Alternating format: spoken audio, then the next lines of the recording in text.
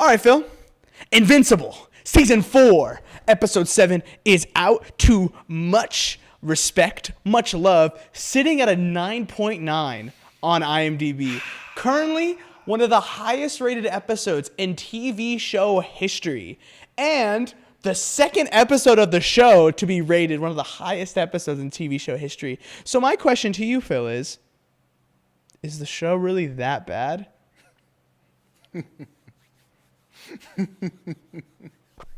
I tried to tell you. Try to tell you, man. I'm trying to tell you, bro. I'm sorry. This is so toxic. I love Thrag. No, he's the best. I love He's Thrag. so cool. I love Thrag, and I low-key think they gave us the coolest episode, and it might be cooler than the comics. It might be from the point we get to. I was going to get into that later, but you brought it up. We'll bring it into now. No, I'm just saying we'll bring it up now. Quick. I want to bring it up now really fast. Like, Talk about what we're you going thought before we're that, going though. full spoilers. Yeah, I'll say it. The episode was incredible. It was so awesome. I have certain gripes. There's certain things that I clocked, and I was just like, what the heck? Why does that look so bad? Whatever. But this is one of the few times that this show has animated something better than the comic panels look. And that's crazy. I could have never, for me, it was, man, I just hope they make it look as cool as it did in the comics. And they made it look better and gave it so much more extra detail that they didn't need to give it. Yeah. Genuinely. And it was epic. It was so incredible. Just a fantastic, fantastic episode. Everyone putting Thrag on Fraud Watch. Dude, y'all gotta shut up so fast. I saw everyone being like, I need to apologize to Thrag because he's so cool. Bro, I like a lot of the people in my workplace, like they watch Invincible and they come to me asking like, what's gonna happen next? And I'm like, I ain't telling you a thing. So when the season started, they was all like, this Thrag guy doesn't even seem like he's all that. And I'm like, yeah, he's not really all that. And they're like, why'd you laugh like that? I'm like, he's not all that. He's nothing. He's nothing. They're just like, you just tell me. I'm like, I don't know what you're talking about. He's kind of weak. And then so I watch episode 7 and I'm enjoying it. Next thing you know, my friend saw it earlier, so I'm getting a phone call. He's like, bro, are you watching the episode right now? Who is this guy? What is this? What? He did that to Omni-Man? What the? And I'm like, I'm just sitting there smiling while watching the episode going like, Yeah. I'm so excited. It just got me more excited. And I'm like, I'm going to have to call you back. I'm watching the episode now. And I hang it up, and I'm just like, Get seated. bro, that, can we talk? Okay. I like how this came into my head when, first off, I love how they go to the planet. He's floating there Oh, he's just with like his chilling. arms behind his back, like, proceed. Like I know that's what he had in his mind, and I instantly knew in my head. I'm like, I feel like you guys should check those dead bodies because I feel like a smart move would just be having actual Viltrumites just hiding in there. What do you know? That's exactly what they did. All of them come out, and I'm just like, yeah, that's something I would tell them to do. Yeah. Next thing you know, I'm thinking, why is nobody attacking like Thrag out of the blue? Because there were so many of them like fighting all these different Viltrumites, and they had different shots to get them. I'm like, why don't they just have Space Racer just boom? He's just gonna stand there. Literally, that happens, and it misses him, and he's still standing there like He didn't even move, bro. He didn't even move. So when he finally moves, tell me why this guy did a Luka Doncic step back, did a SGA spin move into a Wembanyama hammer punch to send Omni-Man down straight to the ground. Yeah. Yeah. He went NBA on him. Yeah. Yeah. It was 3 All-Stars Yeah, dude. in one move. It was insane. It genuinely, like, that payoff was so worth it because so much of that fight, like, just them fighting Viltrumites was just kind of okay. Like, it was like, yeah, all right, I'm waiting for the real thing to start. And once it gets started, it gets started. You know, I think we'd be dumb not to talk about the intro, though, before the fight. I think all the additions they're making to the Viltrum lore is so cool. And the addition of, like, the music and the, like, really quick, like, brutal shots when freaking Thrag cuts that dude in half. Like, stuff like that, dude. It's just like, yeah, this is this is so much sauce. So much sauce. And it's so gory. It's so disgusting when it's raining blood because of all the things. When the 3 kids are just beating the crap out of that one kid. And I'm like, okay. Like, geez, dude. I was like, what is... Oh, you know what? That really was a crazy scene. I'm sorry. That really was No, that crazy. was insane. Because, like, it gave us the insight on why Thetis didn't mess with Argyle. Yeah. Or Argyle, whatever his Argyle. name was. Argyle. And it showed... I loved how it showed us, like, the aftermath of how, like, the thought process was after his death. And just how Thrag was just like, are you going to betray me? Never. I don't believe you. Boom. Kill anybody else who got the same ideology. And I went, this is a funeral. You telling, huh? And they just go in and like they're fighting. I'm still kind of upset that he didn't do the same thing to Conquest, because Conquest was literally going to do something, but I get it. Conquest is the strongest dude. You already eliminated a whole bunch of people. Yeah, I mean, if the entire point was to leave the strongest left, That's true. it worked. It did work. Conquest was him. Yeah. But that whole thing, because I don't remember that being in the comics. I don't remember how much of it was. Yeah, exactly. I don't remember. That's where it always gets me. Whereas I just always forget, like, they always add things where I'm like, that could or couldn't be. Mm-hmm. And then there's other things where I'm just like, yeah, that definitely wasn't. Yep. Like, them beating up the kids, not in it. I don't remember a single Viltrumite child in the comics. Those kids scare me, bro. Whenever I see those uniforms, they scare me. Yeah. They just do. Whenever I see it, I'm just like, oh, God. Yeah. Oh, no. But, my bad. I saw you. No. Going back to the fight. Mm-hmm. Seeing Omni-Man get punched, land on Viltrum, and, you know, see everything for the first time in a while again. And then Thrag just float down, and they actually have a talk, and it's the coldest talk. It's like, why don't we just talk real quick? Like, I've known you for a long time. Let's just talk. And I'm like, oh, they really... I know it's going to get nasty soon, but how is this talk going to go? And it's like, I love how the dialogue has gotten better. Because I feel like the comic books, the dialogue was good, but I feel like it wasn't the shows, this good. Yeah. No, it wasn't this good, Exactly. though. Yeah. Like, I feel like in the comics, it was just straight, like, yeah, like, boom, boom, like killing each other. But this is, like, way more, like, let's rehash where we were. Does it feel more slow burn? Like, it feels like things have tension and things slow, though. But, like, you know what I'm saying? Like, things, like, have tension and it builds. Like, it's not just like, all right, let's throw hands. It's like, let's talk. And, like, let's really get into how we're thinking.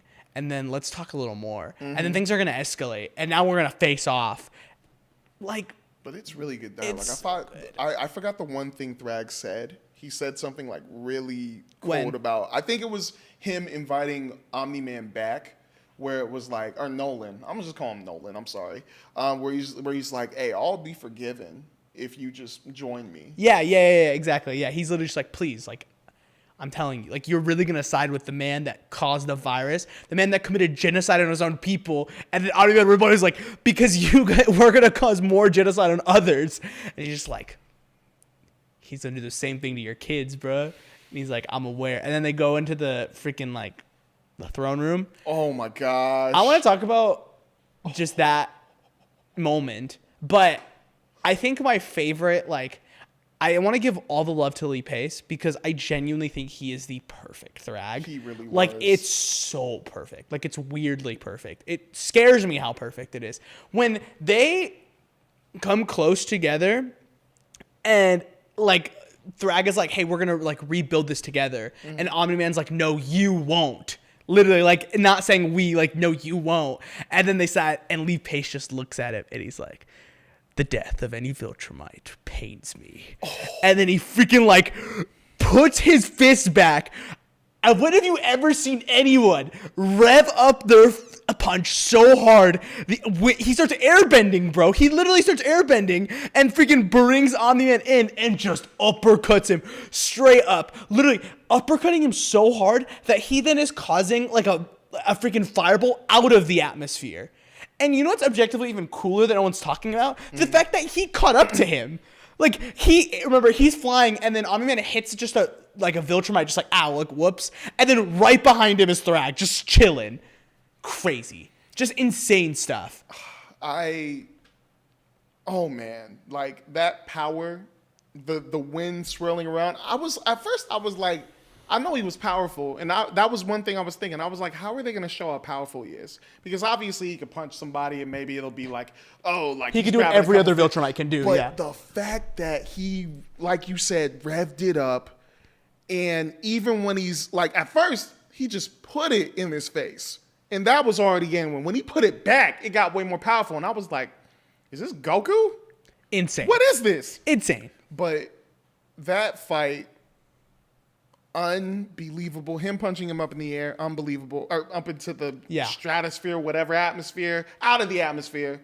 And then just meeting him there and then just beating the crap out of him. Insane. And he was holding back. That was the scariest thing about it. He was holding back. Yeah, because we saw him immediately later on when him and Nolan fight. Like, he freaking penetrates him. Sorry, wrong word.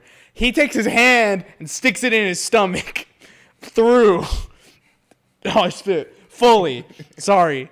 I don't know why. I was like, I processed so late. Man. Like, that's not the right word. But yeah, just incredible. And then freaking Oliver, dude. Oh my gosh. Can we talk about the conversation before really fast? Where Oliver's like, what's up with this Thrag guy? It can't be all that. And then everyone's like, nah, he's all that, dude. Chill out. Ollie. Hey, Oliver, whatever you do, don't fight Thrag by yourself. Okay, I won't. And then he immediately goes to fight Thrag by himself and gets washed. Gets absolutely washed, dude. And it's such an incredible moment because I love Steven Yeun's voice acting in this moment where he literally like freaks out and you could hear it genuinely. Like you can hear it in his throat, like him giving his all into that moment. But when Mark is like, I killed Conquest, I'll kill you too. And he's like, show me. And then he freaking like goes. The impact frames. I wish they didn't put that in the trailer. Genuinely, I wish they didn't put that. I didn't watch no trailer. Good, because I got that demon face spoiled to me, and I was so bummed that they showed that in the trailer because that moment is insane, dude. It's insane. And again, just another testament to like the punching and the animation can be great sometimes. I love the writing and the dialogue so much because just his like, I'm not impressed. Like, I'm like, oh my gosh, like, shut up. Like, shut up. You're so cool. Like, you got to chill out. Just an insane, like, balls to the walls episode where it felt like we didn't get, like, a incredible fight because, again, I wouldn't really call that a fight. Sorry, I just spit. I wouldn't really call that a fight, but I do think, like it was just a wash. So we never see that animation go like from next level to like, what the heck is happening? It kind of does stay like pretty consistent, but the dialogue and the music and the sound design and the voice acting are all just like some of the best the show has ever done. Yeah. And I was so in literally the entire time. It was so good. I was really impressed, bro. I really was. And then I forgot this was the episode or the moment where the thing happens, where Omni-Man, Thetis, and Invincible, spoiler alert, destroy Viltrum! I literally, at first I was like, okay, they're gonna go down, replan everything, and then when Alan and all of them like got picked up by those Viltrumites, and then Nolan says, no, keep going, I went, oh, this is the part? Oh, you forgot about it. Really? I've been trying to forget everything from the comics, like just to purely enjoy Invincible, and I'm so glad I forgot that part. But I literally right when I saw that, and I saw they go like Space Racer, shoot it. I went, nah. And let me tell you, that animation for just dumb, crazy. They add so much detail to it. They Kryptoned it. Dude, they Kryptoned Viltrum. They added so much detail to that moment because I love how they portray it like a nuke. Like, I think that's so cool when they land and it's just kind of quiet and then you see the like big like thing. And I'm like, this is the sickest imagery you could have drawn for this. And I can't remember if the comic says that, but I will say where I think it looks better is the shot of the entire planet where it's like kind of all this like orange and like destroyed, like sort of burnt look. Where in the comics, you kind of just get the like shot through it. And then the explosion. Yeah. You don't really get to see the planet as it is, like, slowly being destroyed. All that detail of, like, buildings falling and things collapsing and all of it getting destroyed and the slow, like, of it, like, unfolding. You don't see in the comics. So I love that detail. And sure, I will give him this. I saw a lot of hate towards the recreation of the panel with Thetis, Omni-Man, and Mark, like fists up in the air, like, through the planet, like, with their faces, you know? Panel I'm talking about? Because I low-key thought it was Ollie that did it with them. No. Okay. No, he's not in it. But there's like this shot of all three of them, like arms in the air. About. And it looks awesome in the comics. In the show, they recreate it, but the image is so like shaky, it's blurry. Intentionally, I think. I think they did that so they didn't have to like draw that comparison. It was like, hey, look at this really beautiful thing we just did. We're not trying to recreate this comic book thing because we're like, hey, we did this and added so much more detail to it than in the comics. And I was like, man, I've never seen this show make something where I was like, this is better than the comics because it's so much better than the comics. I honestly like that choice better because I feel like in the comic, that panel you're talking about was a little bit more triumphant. And I feel like that was a crazier moment where it's like, I don't know if it should be them doing that because now I'm kind of, because I was so in tune with like Thrag when I was reading that I was like, I kind of want to see more of his reaction. So just having them like go through and then just show the planet and then the next thing after that, I think was a perfect choice. Because that was a crazy moment. Insane like I moment. guarantee you people who haven't read the comics were just sitting there like, what is going to happen now? And we saw, bro, Thrag is scary. And the fact he went, you destroyed my home. I went, oh, this is General Zod on like, dude, crazy steroids, bro. The way he freaking parts the rock when he's just yelling, no! And like you see the tears in his eyes. And I like that because it gives him so much, it makes him human almost. The fact that he's reacting in a way like that, in a way that you wouldn't expect a Viltrumite to react. Crying, really? Like, sure, your planet got destroyed, but like, come on, dude. Like, you're the most powerful being on the earth. You care about strength. People that cry aren't strong, you know?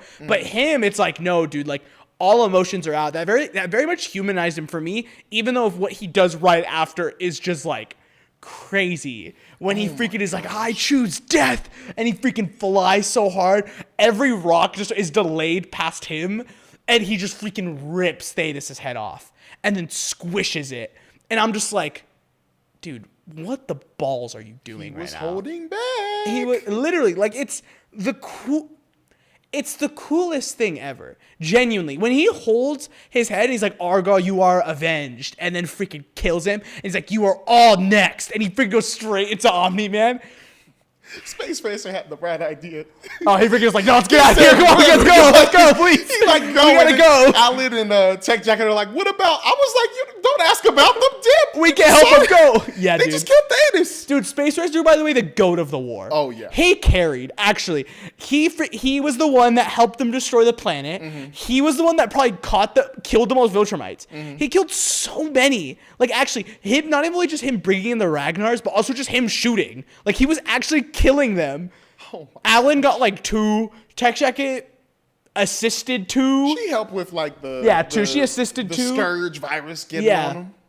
And then he freaking decimated like 6 of them. He decimated so many of them that like even on the last one, even Craig is like, no, like he screams. I'm like, dude, yeah. Craig is funny. Or Krieg, whatever you call him. Yeah. Krieg. So good. Genuinely so good. I like that they gave Space Racer so much. They just did him right. Like, they gave him so much justice because he is such a powerful character where I think so many people were like, Tech Jacket's not doing anything. Tech Jacket doesn't do anything anyway. Like, that's just standard. Space Racer is dope, and I'm happy they gave him that spotlight of like, dude, Space Racer can shoot a gun. You know, and that man has the most powerful gun in the universe, and he's going to use the most powerful gun in the universe. I low-key thought he was going to get a shot off when he when he was like, I was like, oh, that's a sniper right there, man. He knows what he's doing. That's going to be a hit. When he missed, I was like, screw you. Yeah. What do you think about them ending the episode in the way that they did? Instead of ending it with like Mark and Omni-Man getting stabbed and all that stuff. I think that was needed. Yeah. Because now it takes us into episode 8. And I think we're getting to the point, like, minus season 5. We know there's going to be season 5, but this is literally where my favorite arc is. Really? Like, from here to next on, this is where my favorite arc is. I want to ask you what your favorite arc is. I'm curious. I can't spoil it. Yeah, we'll talk after. Because I'm curious. I'm just so excited because hearing my friends' reactions, hearing everybody's reactions to finally seeing how powerful Thrag is, I'm like, now they're going to want to know how powerful he is, and they're going to want more seasons. So, I just can't wait to see what happens in episode 8, and I can't wait to see, if somebody dies, if somebody lives, like what they choose on that. It's going to be awesome, dude. It's going to be so good. I loved the way they ended it. I think you could have ended it with Omni-Man and Mark being basically dead, but I think it adds like a level of like fear when Mark literally hits they're going to Earth. I got scared, bruh. Like what? I remember my friend, but here's why I think it might be a problem. Oh, I was about to spoil the episode. I was literally so close to spoiling the episode. I won't say it. There's a problem with it, and We'll talk about it when me and Phil film a special Invincible Season 4 review at the end. And we'll talk about it there because, sure, this is my last podcast. We are going to talk about Invincible one last time because I have to. I love Invincible, so much. Guy. Here's the thing. Can I tell you one thing, though, before we just end it really fast, unless you have something else to say? I think Season 5 will be looked at like Season 2. I think it will. Because Season 5 doesn't really have like a... In the same way that like Season 3 and I think 4 follow a very similar like arc, Season 2 and 5 feel so similar where it's kind of like scattered plots that then come together later. That's how I feel personally. No way. And like, we'll see how they do it. They like to move things around. And I love Season 2. That's someone who loves Season 2 so much. I think Season 5 will follow that similar format, and I'm really curious to see how people will receive to that. Without spoiling anything, of course. Like, I'm not saying what happens. But there's definitely, like, I think it isn't 4, and it isn't 3. So be ready, or I'm worried what the reception will be for 5. I just think you can't, ever since, past Season 2, you can't slow down from this point on. Like, nothing slows down. So I'm going to be hyped no matter what. I'm excited too. I'm going to be sitting there with some popcorn, whatever I have in front of me, and I'm going to be like, oh, as long as they get that last panel, and you know what panel I'm talking about, as long as the last panel is the finish to this whole Invincible story, I am in heaven. Yeah. It's going to be awesome. I freaking can't wait. But yeah. Anything else you want to say on Invincible? Nah, man. Just please watch it, bro. Please watch it. Please. Hey, it's number 2 on Amazon. Let me get my last panel on the animated. Please. Let me get that panel. That's all I want. I remember being so worried that people weren't watching it during Season 2. And then, like, I think Season 3 and 4 kind of caught, like, a fire that, like, people were just, like, kind of back on this. And now that they're hitting this yearly cadence, I think people are going to, like, stick around a lot easier now. So I think we're getting the full thing animated. At this point, bro, if you get past Season 5... you renew it for 6 and 7, and then you're done. Because that's what Kirkman said he wants to do up to 7. Unless they might... I think there's potential they push it to an 8, but the way that it's going and the amount of issues they adapt, they should hit around 7 seasons. Yeah. So we'll see what happens.